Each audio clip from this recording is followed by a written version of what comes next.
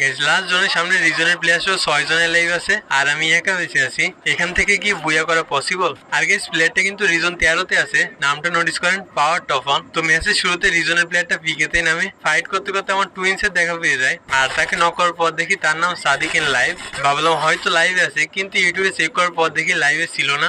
এরই ভিতর তার টিমমেট রাশ করে দেয়, আমিও তাকে নক করে দিই। সামনে রিজনের প্লেয়ারটা ফাইট করছিল, আমি MP5 দিয়ে নক করে দিই আর এই কিলটা আমার চোখের সামনে থেকে চুরি করে নেয়, যে জন্য এটা রিভেঞ্জও নিয়ে নিই। ওদিকে রিজনের প্লেয়ার গুলো রিভেঞ্জ নিতে চলে আসে। তো তারপর দেখেন